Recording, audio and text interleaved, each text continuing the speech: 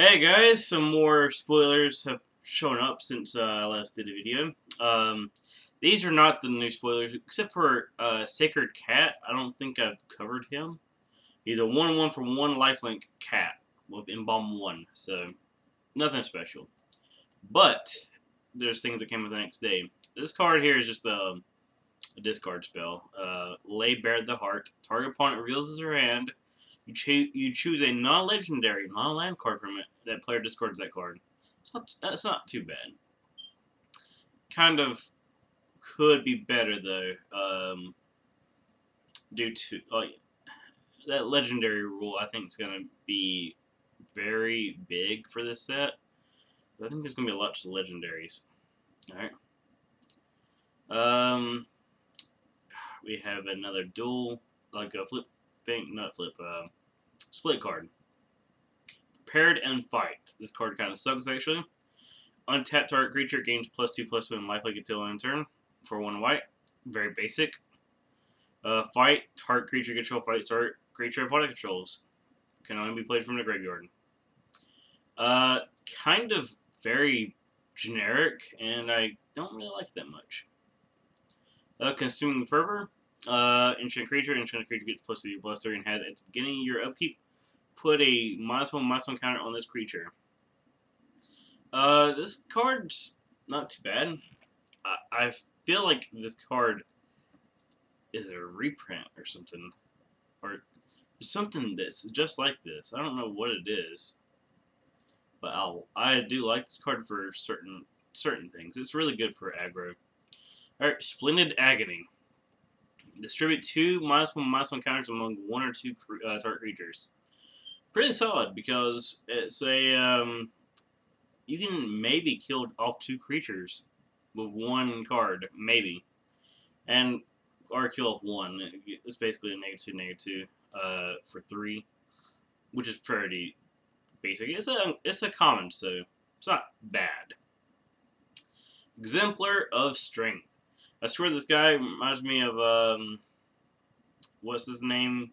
Lando in Star Wars. That's what he looks like to me. Alright, when he enters the battlefield, put 3 -1/-1 counters on target creature you control. And whenever he attacks, remove a -1/-1 counter from it. And if you do, you gain 1 life. So he's solid, but he's also kind of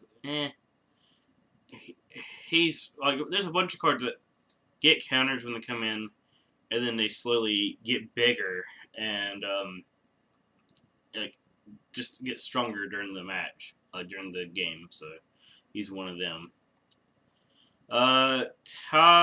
Crop Elite.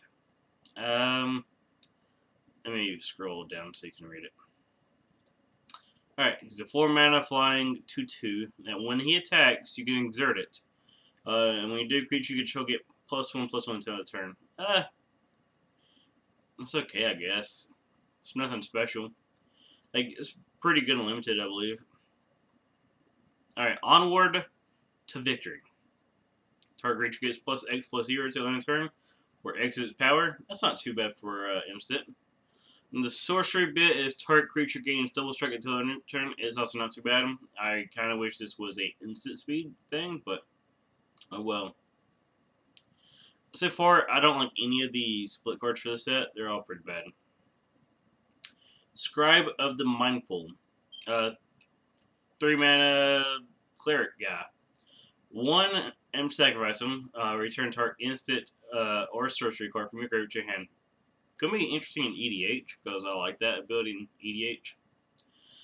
Now, going back to the split cards, they actually changed the ruling on how split cards work, so you can't do the expertise and cheat like the second parts into play. Like, it just cost it 5. You couldn't do, the whole. This thing costs 3. That costs 5. You couldn't cast the other side with like a expertise anymore. Because now this card's convert my cost to 6. I don't like that at all, but Wizards have to ruin fun. Alright. Kefnet's Monument. 3 mana. Blue creature spells you cast cost 1 less to cast. And whenever you cast a creature spell, target creature opponent controls doesn't untap during its controller's next untap step. And it's legendary. It's really solid. I actually like this card. I actually looked at all the monuments already, and they are all good.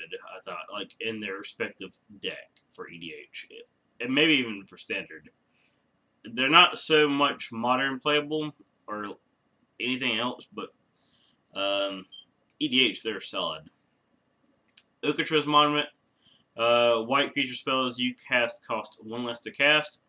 Whenever you cast a creature spell, create a 1/1 white warrior token with vigilance. It's really good.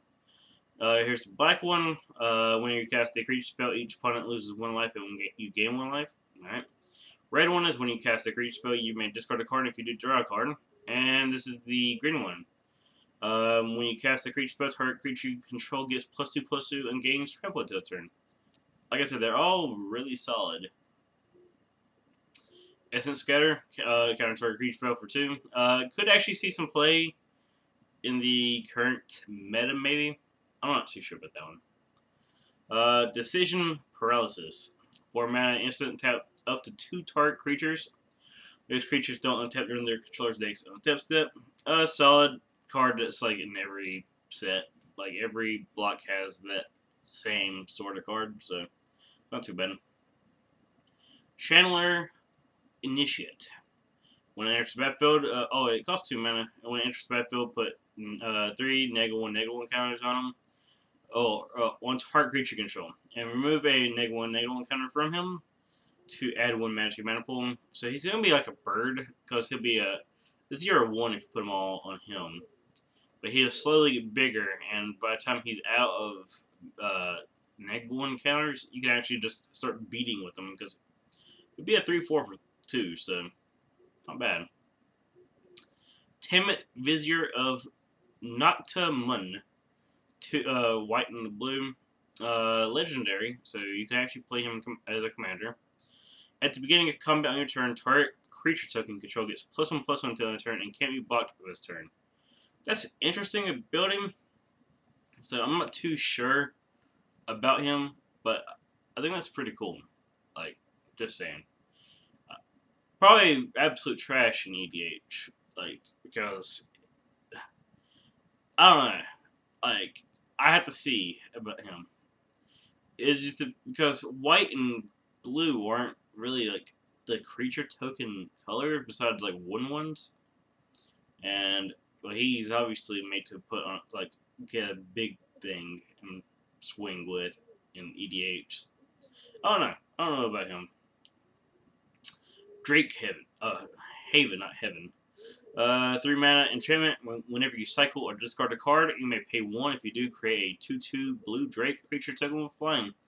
This is actually really good for standard and EDH, because in standard it makes it so you actually have a slight finisher and a control field that has a bunch of like cycling cards that, you know, because they might not be able to deal with like a bunch of 2/2 flyers, and you also have, you know, cards you can play to actually do things.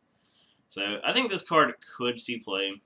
I don't know how many would see play, but I do think it could see play.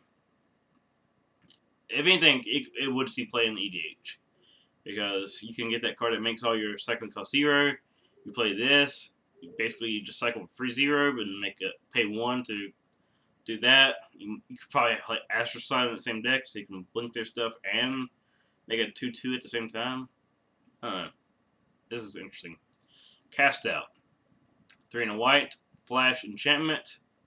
When it enters the battlefield, extra target non-permanent opponent controls until it leaves the battlefield with cycling. This is really good. Because it hits any non-land permanent. Has flash. It costs 4 though. That's kind of bad, but there's nothing else. And the fact that it hits a lot of stuff means it's still good at 4. Like if it only hit creatures, 4 would be still like you could probably still play it, but you wouldn't want to play it. And even if they're not playing anything really, you can cycle it and draw a card. It's really good. This is the blue god. I'm gonna go ahead and click it and tell you the building. He costs 3. He's a god creature type. Flying, indestructible. He can't or attack or block unless you have 7 or more cards in hand. It's kind of weird. He's the exact opposite of the red god. I'm not a big fan of these gods, so. And he has a building. 3 in a blue, draw a card, and then you may return a land you control to his owner's hand. And he's a 5/5. Basically, he reminds me of a Sora Tommy from Kamigawa, because they have a similar building, and that's not bad, I guess, but not very good. But so far, out of the 2 gods shown, he's the best one. Like, because he can actually be played in a control deck just to draw cards, and he doesn't die to as much as the last one. And then we got Floodwaters. 4 and 2 blue. Sorcery, return up to 2 target creatures to their owner's hands. And cycling 2. Basic, common, bounce spell. Not bad. But not you won't see any play outside of limited. And that is it for April 4th. I hope you guys liked the video, and if you did, make sure to hit that like button and subscribe to my videos, where I will very slowly get through all of Amonkhet's spoilers. So I don't know when I will actually get through them all, because you know they're very slowly coming out. So, all right. Well, thanks for watching, guys, and have a great day.